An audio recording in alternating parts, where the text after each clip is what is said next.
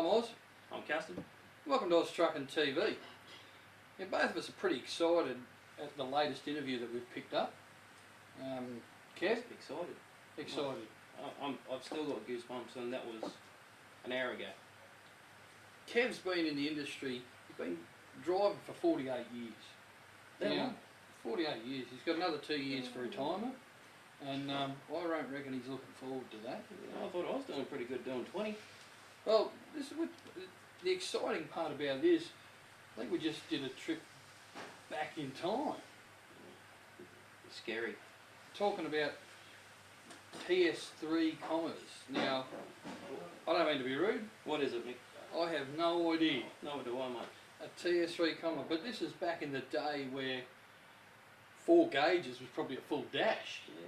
Whereas you look at your big name brand trucks out there and there's just stuff everywhere. Mate, the truck I drive now, it's got 20, maybe 25 gauges. I haven't really sat down and counted, but 4 gauges? Yeah, yeah. And what is that?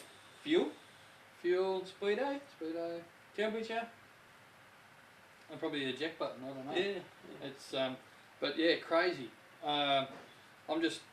Look, when we did the interview, I thought, okay, what are we getting ourselves in for here? We could be here for 2 hours, because... I've got a question for you. Yeah? Does he have aircon? Who, Kevy? Yeah, did it have aircon? No. Well, window. Still trying to work out the 4th button. Oh, okay. Well, how about we let the people watch the interview, and we'll let you go for a trip down Memory lane. So you got to watch it, mate. I got goosebumps, and I'm sitting here now, and I've still got goosebumps. So you got to watch it. enjoy the interview, and big thumbs up for you, Kevy.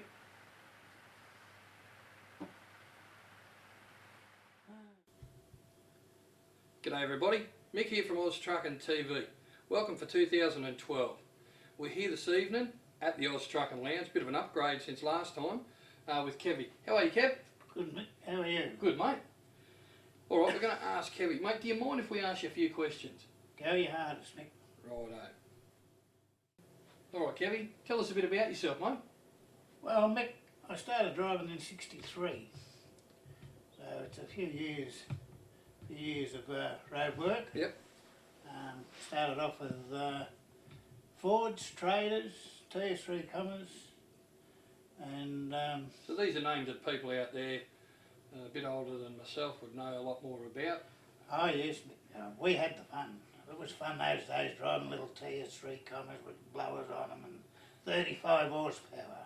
35 horsepower. 35 horsepower, mate. Compared to the lads today, they reckon they've got big machines at 650. They don't even know what driving a truck is now. Yeah, mate. No, it's a good old days. Those machines. No such thing as B-doubles. And where are you originally from? I'm from down Victoria, Mick. Okay. In central Victoria, Maryborough. Been there all my life. Drove trucks all my life in Maryborough. Been 75% of my time has been on the South Australian roads. I've been run Ballarat, Melbourne and Adelaide most of the time. Fuel stops, good fuel stops those days at Caltex, Tintinara, Bordertown, Budricks at Bordertown, at Murray Bridge rather. Not like today, like there's a total difference between the road stops of back then to now. Those days, mate, you could do what, more or less do what you like. You ran the service stations, walk into the kitchen, cook your own steak. Those days, we had a pretty good day of mine on those days. We could go have a beer on the road those days. It was before .05 come in. We'd have a couple of beers, go into the kitchen then, and they'd, as long as we cooked our steak, we had tea on the house. It was unbelievable. It sounds like pretty good old days. Obviously a bit before my time, but I'm sure we've got plenty of viewers at oztruckintv that can relate to what you're saying there, Ken. Oh, we've got a lot down there in Victoria, Mick. No worries at all. Yes. Down there in Maryborough, we can tell you a lot of stories about the highways around Australia. Maybe we need to go for a bit of a run, Custard and myself, down to Maryborough in Victoria there, and just do a little bit of a spot down there. Mick, I've got an old bloke there, old mate down there in Maryborough, or actually he's at Ballarat. Donahue. Saw nearly every highway in Australia. I can tell you about all the stories. You have more stories than what I can tell you. Oh, right, No okay. worries at all, yeah. And this is our industry too, like there's that many stories in this industry from everybody. The book would have to be so huge. It would. You would not be able to, actually you would have to I don't think you'd be able to finish run reading a it, would you? reel of paper in behind it. Not a toilet roll either, or one of the main rolls of paper. Yeah. Alright. And then we come from little 34-foot trailers up to the day where you're running road trains and V-doubles. Then from then we come into 36-foot trailers, single drivers, no bogey drivers back when if we first started, we was getting 15.5 ton payload. You was overloaded, you was half a ton overloaded. They bought a 10-foot one, 8-foot one spreads in, sliding spreads, you'd shut them up into a closed bag at night and go like hell up the road, and then when you come over the border into Victoria, you'd shut them up, open them up again and then come through legal. But South Australia, their weights were a little bit heavier than Okay. ours. There's not a lot of spread bogies around these days. You don't see them today. No. You might get the occasional one. The occasional one you might see the old days. Probably if you went down to the Hall of Fame and that, you'd probably see a little 8-foot one or a 10-foot one spread there. Yeah. And that was it there. And then after that, they just went off with the spreads. Then they went back into closed bogies, and then all of a sudden, when the machinery got a little bit bigger, bogey drive stuff and that, the triaxle come along then. Okay. And we only had about 4 brands of trailers those days. We had through off. And the trailer I liked the most out of them was the McGrath. Okay. And we had a lane master made at Woodend Woodend in Victoria and Freighters. Okay. Yeah, so there wasn't a great manufacturing of trailers as what we got on the Yeah, whereas you look at today, there's that many of them. That's right, yeah. It's pretty big competition for them guys too. Oh yes, it made a lot. Barker Brothers, Barker Trailers, those boys, they broke away from Lane Masters at Woodend and then they went out on their own. I see a lot of their trailers around at the moment actually. And they did, the Barker on it, they put a good, they put a good product there. I like their product. Okay. Alright Kev, what's your biggest safety concern in the transport industry today? Mick, it worries me a little bit about these logbooks. In my belief, it pushes a driver too far.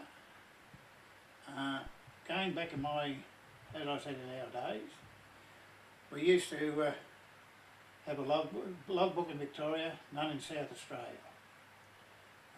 You had your driving time in Victoria, so we got 5.5 hours. That got us to the border. From the border on, we could go and sleep whenever we wanted. Pull up, sleep whenever you wanted to.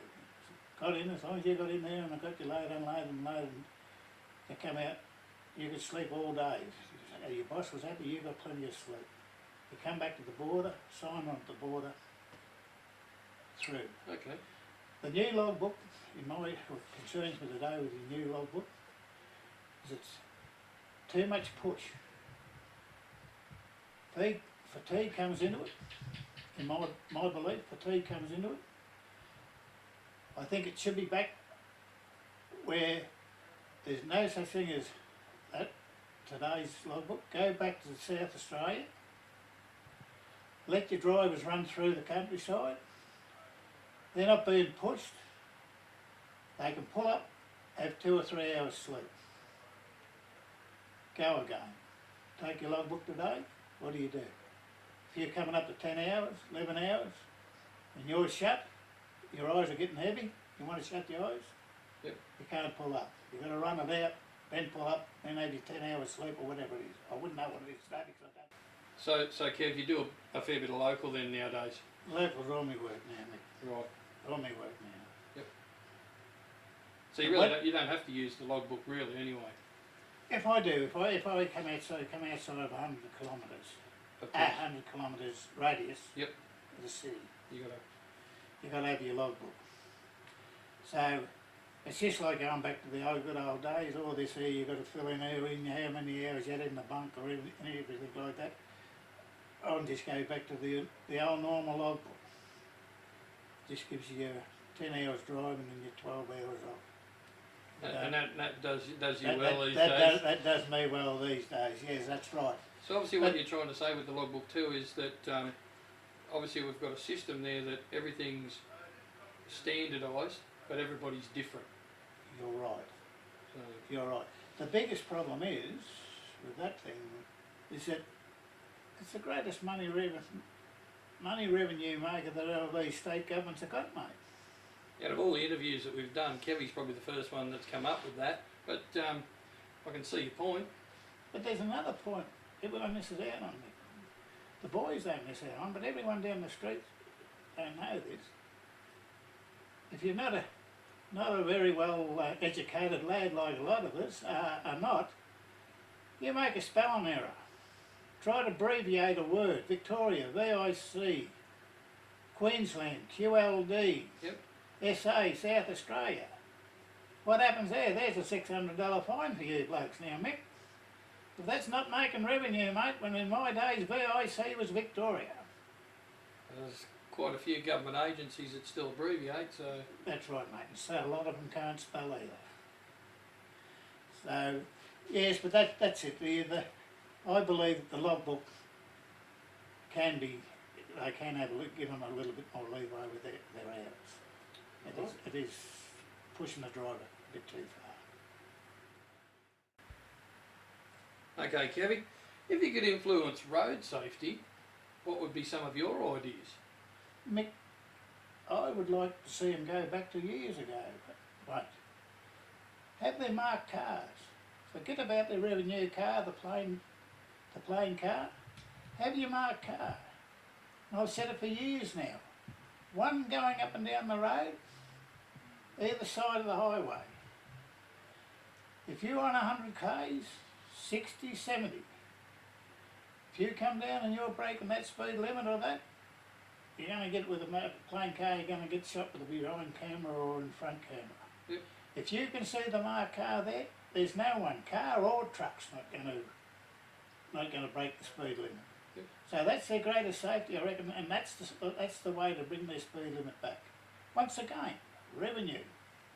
The governments don't give a damn about the safety and that on our roads. All they want today is revenue, and it comes out of the worker or out of the transport driver's pocket.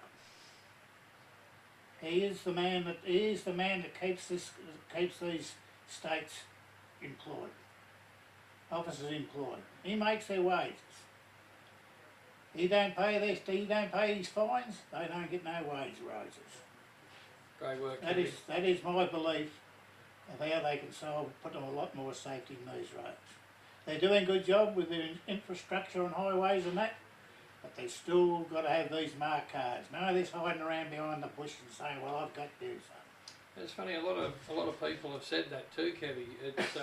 It's about marked cars being on the road to see the police presence out there. We had it, Nick. They've took it away, not only for truck drivers, but all the public.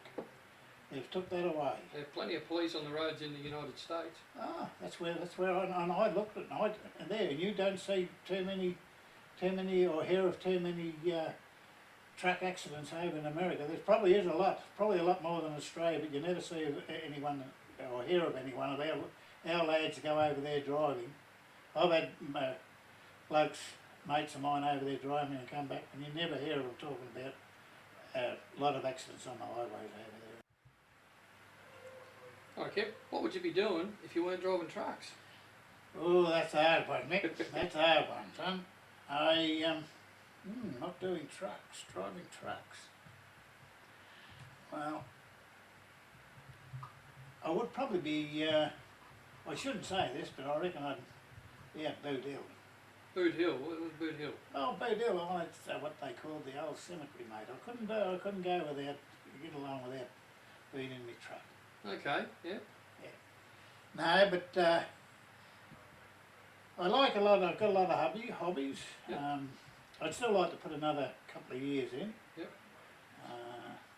That'll bring me up to around about 50 years on the road, so I reckon it's time to stop changing gears. Yep.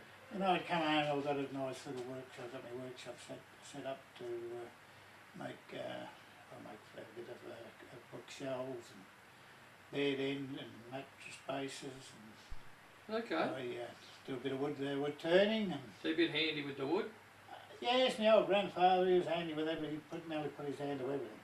Besides wood, I can swing an old weld and model around and a thing or two. So you'll have plenty to do. I'll have plenty to But do. obviously, yeah, it'd be something a bit hard to walk away from, would it? It is, Mick. I work for a colossal firm in Melbourne. I work with three brothers, Rock Brothers in Melbourne. Today I've come back. I don't even undo or do doors up now. Containers. I take them out unloading. I might go into the wharf once or twice a week. Most of the time go out unloading containers. 8 or 9 hours away unloading a container, so and a lot of sleeping, so that does me well. So as far as the timber, like, do you put stuff together from scratch? Like timber from out in the bush and stuff like that, or do you get right into Well, I'll come up here to Queensland. I think you know me. I might be in the future, son-in-law. He's He's a good bloke. He's a good bloke, is he? Everybody else knows him. The old custard's all right, is he? He's a good bloke. He's a good chef. Sometimes. But, you know, he's a bit of a scrounge. He'll go over there and he'll have a few old wooden bearers on his truck and that where he's been carting a bit of steel, so he'll say, what can we do with that? Oh, I'll bring it out. I bring up a bootload of tools when I come up. He's got his old timber there, and he's got a lot of his own stuff that he likes to work with on his wood. So we rip it down, we dress it up, we go and we make bookcases and bed ends and that. So we bring a little bit of Maryborough up here to Queensland and show them up here what we can do, mate. So, yeah, that'll be what I'll probably be doing. I might come up and show them a bit more. Yeah. Well, that's good to hear, Kev. Yeah. It's good to hear. Won't be sort of. Those 2 years going to be pretty long 2 years, though. Eh? Yeah, but with the boys down there, they've got me a cushy job, mate, and I don't even change gears no more. They're driving automatic. Love them. Love them. And I had to come away from the old Kenworth and all of that, mate, and come in a little bit of European comfort at the present time. See, Kev understands where I'm coming from, driving my automatic. Oh, my own, mate, yes. They're all right when you come out of Melbourne, you want to go home to Maryborough with a 30-tonne box on and just whack her in.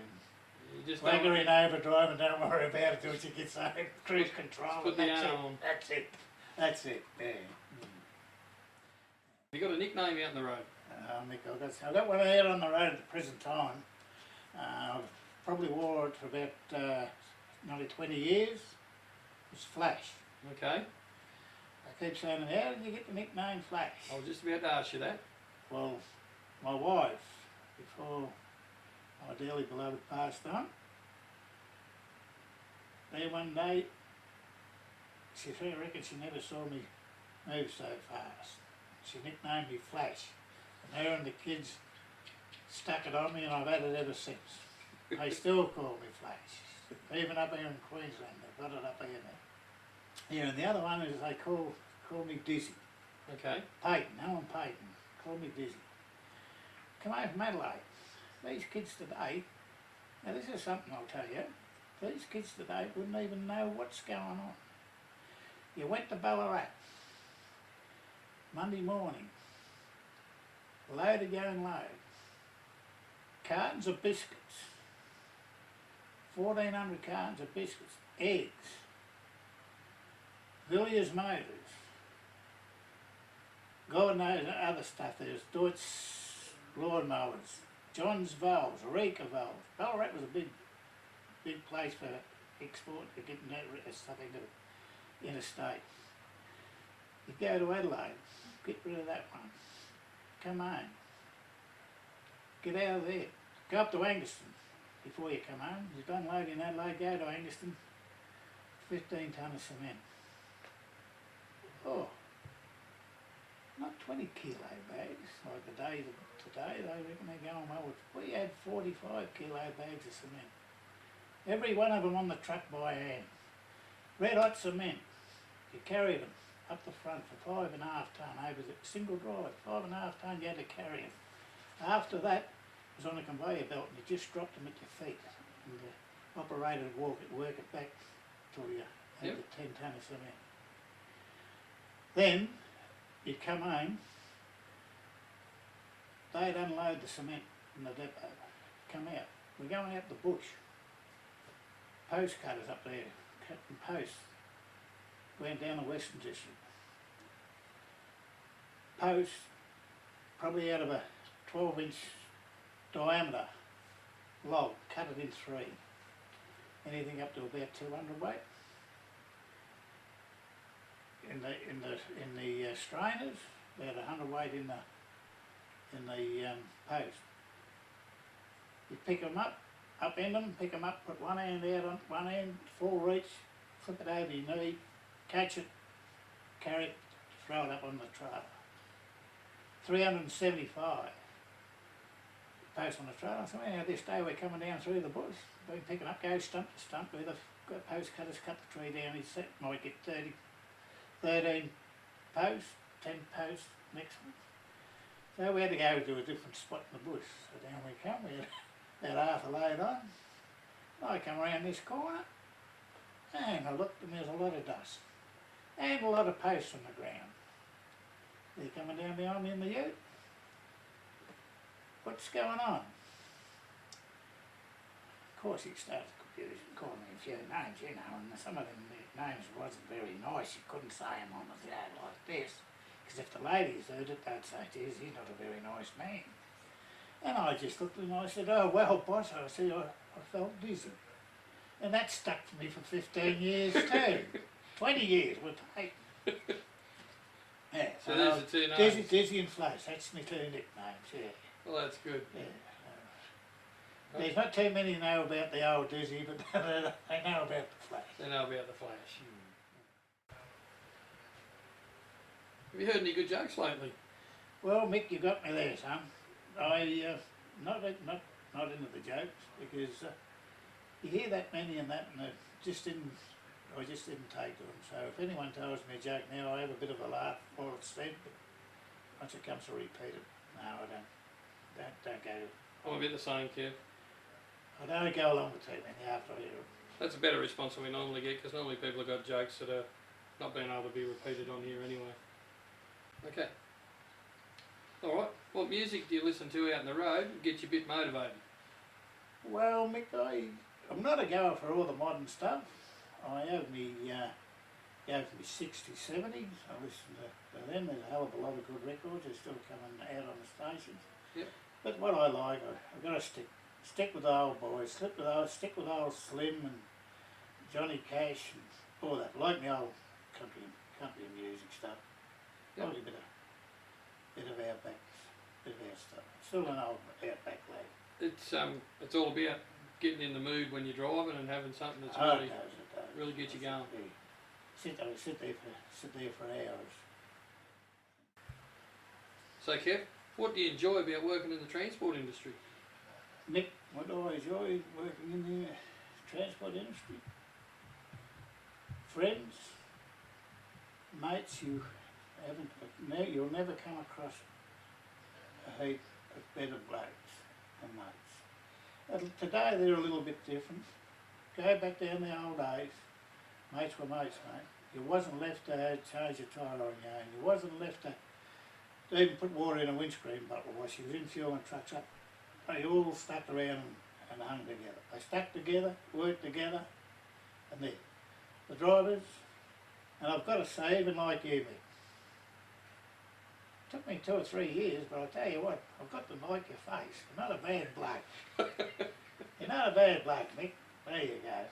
Well, That's what I like. We do our best. That's what I like, mate.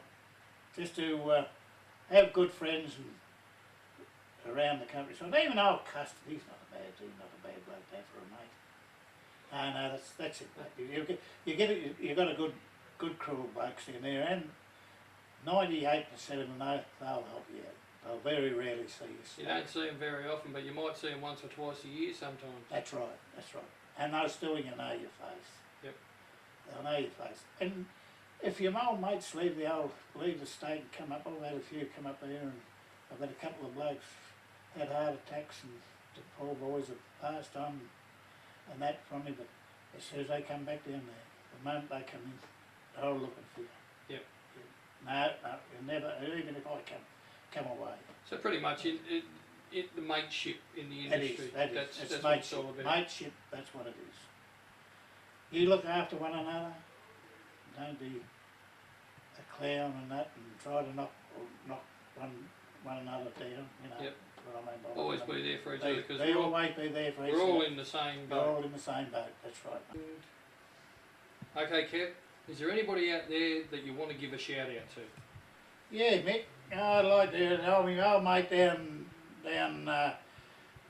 south, Johnny Donahue, colossal bloke, been around, same age vintage, we've been around, he's covered a lot of territory. There's another bloke around, Custard, got to put a word in for him, he's not a bad lad. And of course, Mick, yourself, old son, you're not a bad lad.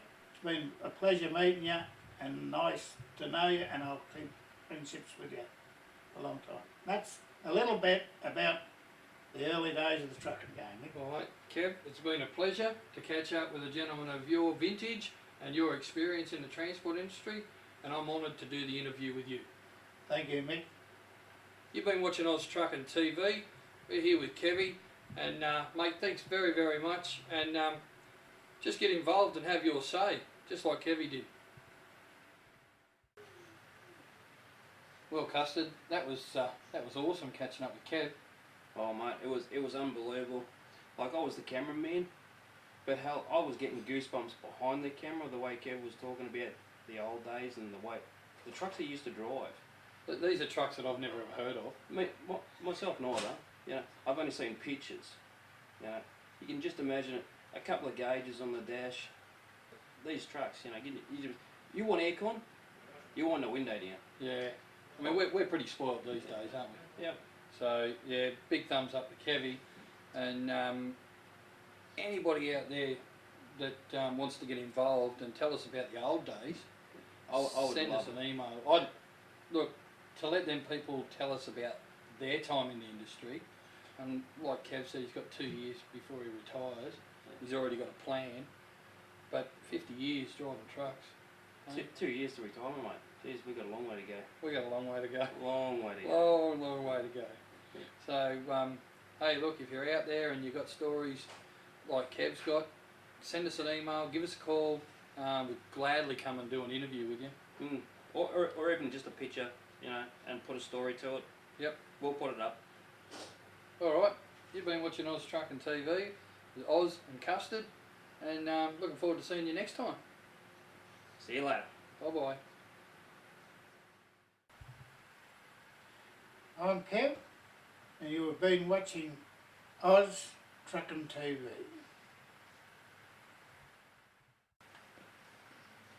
G'day everybody, and welcome to Oz Trucking TV. Oh, sorry, man.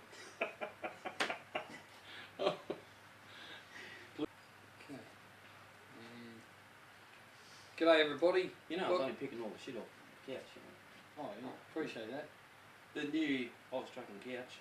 Welcome to the Oz Trucking Couch. I'm Oz. I'm Custard. Welcome to Oz Trucking TV.